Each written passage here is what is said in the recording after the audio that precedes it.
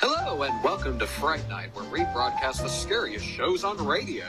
Before we begin, we'd like to take a moment to give a special thank you to today's sponsor, Elizabeth Rubinstein Makeup. Look just like the stars with their illuminating scarlet lipstick that makes every girl look ready to walk down the red carpet.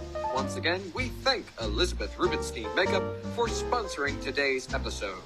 And now, on with our feature presentation of The Hitchhiker. There is a fifth dimension, beyond that which is known to man. It is a dimension as vast as space and as timeless as infinity. It is the middle ground between light and shadow, between science and superstition, and it lies between the pit of man's fears and the summit of his knowledge. This is the dimension of imagination. It is an area which we call the Twilight Zone. Her name is Nan Adams. She's 27 years old. Her occupation? Buyer at a New York department store. At present, on vacation, driving cross-country to Los Angeles, California from Manhattan. Nan, honey, are you sure you'll be alright traveling across the country? Yes, Mom, I told you I'll be alright. Stop worrying. Okay, I'll call you later. I love you. I love you too, Mom. How fast were you going, miss? Oh, 60, 65, something like that. Blowout, skid marks, shoulders like pudding, and going 65 miles an hour? Lady, you're on the side of the angels. By rights, you shouldn't have called for a mechanic. Somebody should have called for a hearse. Now, just follow me into town, miss. I'll see if I can fix you up with a new tire. Thank you. Who is that hitchhiker? Did you say something? What? Oh, no, I just talking to myself. Minor incident on Highway 11 in Pennsylvania. Perhaps to be filed away under accidents you walk away from. But from this moment on, Nan Adams' companion on her trip to California will be terror. Her route, fear. Her destination, quite unknown.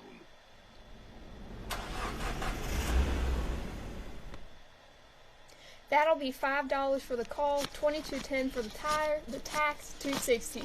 Whole thing comes to $29.70. Cheaper than a funeral, isn't it?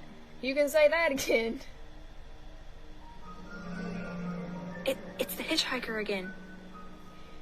Here you go, miss. Change for your 220s. Check the other tires for you. They look okay. Anything wrong? No, it's nothing. I was just looking at that hitchhiker. What hitchhiker? He's gone now. I guess he got picked up. Probably. Funny though, I saw him a little while ago while you were changing the tire. Yeah, he probably got a lift right after we passed him. Probably. Thank you very much for all your help. It's okay, miss. Have a nice, safe trip. Thank you. I saw him again 50 miles further on, and then again on the long straight stretch through Virginia, just standing there. Not menacing, really. If anything, drab, a little mousy. Just a shabby, silly-looking scarecrow man. I shouldn't even think about him at all, but it's the coincidence of the thing. The fact that wherever I go, there he is. Wherever I stop, I see him. No matter how far I travel or how fast I go, he's ahead of me. I'm on a turnpike now. I don't know why it is, but I'm frightened. Fear just about as vague as its object. Maybe it's really fear. Maybe it isn't really a fear. It's more just a sense of disquiet, a feeling that things are a little wrong. It's vague because that's what the hitchhiker is. He's vague. I wonder why he's always there. I wonder why I can't shake him. Get many hitchhikers around here? Hitchhikers? Here. Oh. Rare, huh? Well, it could be no error. Guys be full hitching a ride on a turnpike. Look at it, miles and miles straight away and practically no speed limit. Now what car is going to stop and pick up a guy under those conditions? Would you? No, I wouldn't. Now, a guy might get a ride before the turnpike starts. You know, maybe to a toll house or something. But even then, it would be a mighty long ride. Most cars wouldn't want to pick up a guy for that long a ride. And then, you know, it's kind of a lonely country around here. Flat land, hills, that sort of thing. You didn't see anyone hitching, did you? No, I didn't see anyone like that. Just wondering, that's all. Something wrong, miss? I don't know. I was just thinking how good it's going to be able to stop driving. It's getting so that I hate that car.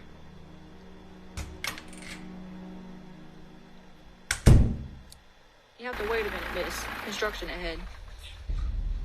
All right. It's the hitchhiker. Heading west? No. I'm not heading west. I'm sorry. I'm not heading west. I'm just going up the road a little ways. Hey, miss, where are you going?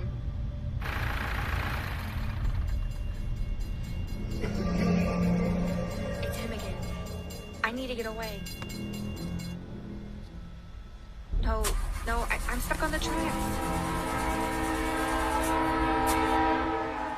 The episode will continue right after a word from our sponsor. Look just like the stars with this illuminating Elizabeth Rubinstein lipstick. The scarlet color makes every girl look ready to walk down the red carpet. Now let's get back to the show.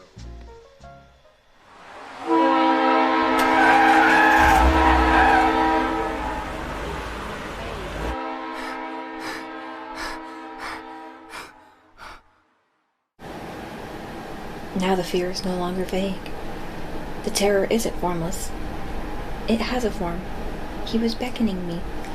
That thin, gray man in the cheap, shabby suit, he was beckoning me. He wanted me to go on the tracks. He wanted me to die. I know that now. I don't know what to do. I don't know if I should turn around and go back to New York or go on ahead. Stabbing little thoughts gouge my brain. Ugly, frightened thoughts. Projections of tomorrow and the next day, driving through plains, driving through the desert, unspeakably, nightmarishly alone. And I know I'll see him. I'll see him at detours, at railroad crossings. He'll be looking at me at stoplights. I don't know what to do. I don't know what to do. I just don't know what to do.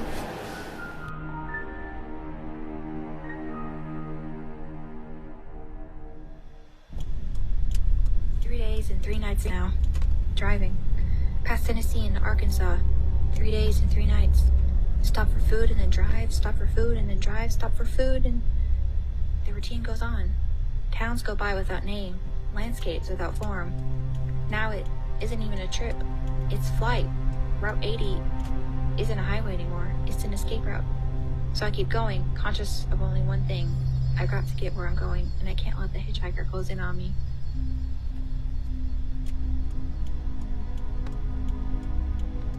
Fourth day, halfway across New Mexico, I took a side road hoping to lose the hitchhiker. At 11 o'clock at night, the engine stopped, and I sit there in the front seat frightened, refrigerated by fear, out of gas.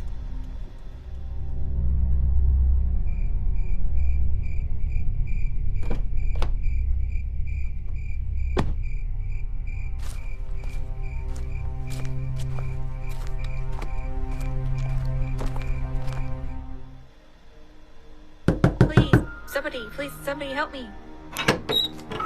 Yeah, what is it? What do you want? I'm out of gas and my car's down the road just a quarter of a mile or so. Well, come back in the morning and we'll fix you up. Please, I can't stay here all night. I have to have some gas. Lady, it must be past midnight. It's only a little bit after 11. Well, we close up here at 9. Please, I've got to have a can of gas. I can't stay there by myself. There's a very suspicious-looking man there. What about this man? What was he doing? Well, nothing. But he just stands there, and I I've been seeing this man all the time, and he just stands there and he doesn't do anything. That's nothing to wake up a man in the middle of his sleep about. Well, I think he's trying to rob me. Well, if he does, then you come back here and I'll call the sheriff. Oh, please help me, please. Lady? Yes, that's what I am. I'm a lady. What are you doing out so late? You work here? This your place? No, I ran out of gas. I'm just a little bit away down the road, but this man here won't give me any gas. Oh, I saw your car. You know you left your keys in it. Do you live around here? Oh, no. I'm on my way back from leave. Where are you headed? Back to my ship, San Diego. That's where she is. That's where I'm heading, San Diego. Do you want to ride? Are you kidding me? No, I'm not kidding. I mean it. I'll take you all the way into San Diego. Will you drive with me? Look, lady, you don't have to ask twice. You got yourself a ride, honest. I don't have any gas, though. We'll fix that up. You tried the people here? Well, the man's in bed. Well, let's get him out of bed. Hey, Pop, you got some customers out here. What do you want? We want some gas, sir. Fine, I'll get your people some gas. Thank you, sir.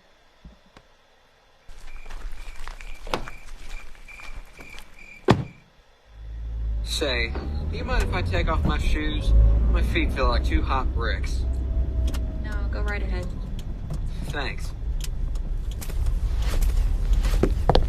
You know, I keep thinking I'll wake up or something. Middle of the night, no cars, no nothing. Who do I meet?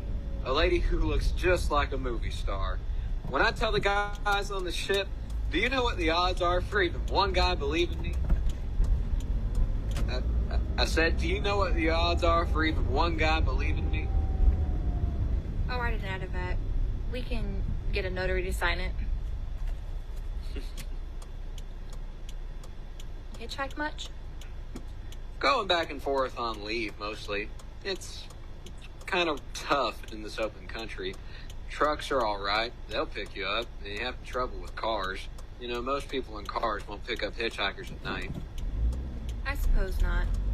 I bet if you had a good pickup in a fast car, you could go places faster than, say, another person in another car.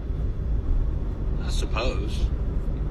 Well, take me for instance. Suppose I'm driving across the country at a nice steady clip of about, 45 miles an hour. Couldn't a fellow like you, standing beside the road waiting for a lift, beat me to town after town, provided he got picked up every time in a car going about 60 to 65, 60 to 70 miles an hour? Couldn't he? Well, I suppose. Maybe he could. Maybe he couldn't. What difference does it make? Oh, no difference, really. Just a silly kind of thought I had sitting in the car. Yeah, I guess it's a good way to spend your time, though, huh?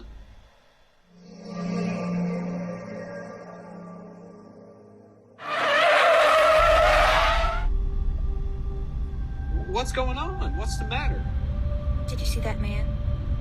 Who? The man. You must have seen him. The one standing beside the road. Honey, I didn't see anybody. There was nothing there. What are you trying to do? Run us off the road or something? The thin, kind of gray-looking man? I didn't see anybody. Lady, you must be overtired or something. I didn't see nobody. Nothing. I saw him. Look, lady, maybe you better let me drive, huh? Must have seen him that time. I didn't see anybody. What were you trying to do? I was trying to hit him. What? That's right. I was trying to hit him. I thought maybe if I could kill him, I could make him stop. Where are you going? No place in particular, just out of sight. I'm gonna go any place that puts distance between me and this automobile. Please, don't go. I don't know what came over me. Don't go. Look, lady, I'd like to get back to my ship in one piece, and driving with you, that is a lousy guarantee I'll ever make it. Please don't go. I promise I'll drive more carefully now. I promise. I'm sorry, lady, I'm sorry, but you have to excuse me. You can't go. You understand that? You just can't go. I'll take you all the way into San Diego. I'll drive you right to the docks. I promise. Thanks, but no thanks. Look, I like you. I really like you very much. As a matter of fact, that's why I picked you up. Because I liked you. I thought that we could be friends, and I'd kind of like for you to take me out, really. Please? I'm sorry, ma'am. Oh, please, please, look. I know you think I'm out of my mind or something, but I've been seeing this man. He's been following me all the way across the country, and if you could only help me and just stay with me until I reach the coast, please don't go, please. Excuse me, my shoes. You listen, honey. What you need is a good night's sleep. You don't need a friend, just a good night's sleep. I'll see you around. No, don't go. Please, don't go.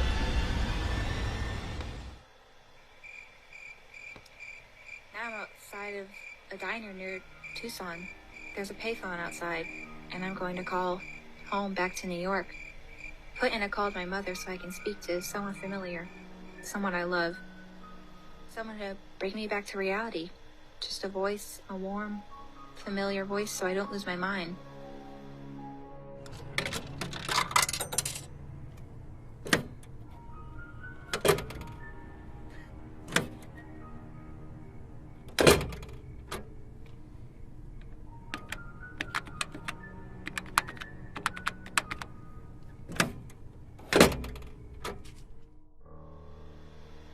Operator, I'd like to make a call to my home in New York. My name is Nan Adams. The phone number is Trafalgar 41098. Hello, Mother? This is Mrs. Adams' residence. Whom do you wish to speak to, please? Who is this? This is Mr. Whitney. Mr. Whitney? I don't know any Mr. Whitney. Is this Trafalgar 41098? Yes, it is. Where's my mother? Where's Mrs. Adams? Oh, she's still in the hospital. A nervous breakdown. A nervous breakdown? But there's nothing the matter with my mother. What do you mean a nervous breakdown? Well, it's all taken place since the death of her daughter. The death of her daughter? What do you mean the death of her daughter? Who's this? What number is this? It's all been very sudden. Nan was killed just 6 days ago in an automobile accident in Pennsylvania. Her tire blew out and turned over her car. Very odd. The fear has left me now. I'm numb. I have no feeling. It's as if someone had pulled out some kind of plug in me, and everything, emotion, feeling, fear, is drained out. And now I'm a cold shell. I'm conscious of things around me now. The vast night of Arizona. The stars that look down from the darkness. Ahead of me stretch 1,000 miles of empty mesa, mountains, prairies, desert. Somewhere among them is waiting for me. Somewhere I'll find out who he is. I'll find out. I'll find out what he wants. But just now, for the first time, looking out at the night, I think I know.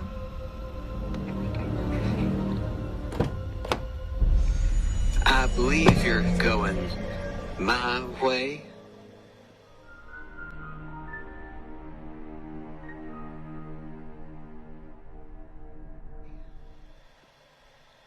Nan Adams, age 27. She was driving to California to Los Angeles. She didn't make it. There was a detour through the Twilight Zone.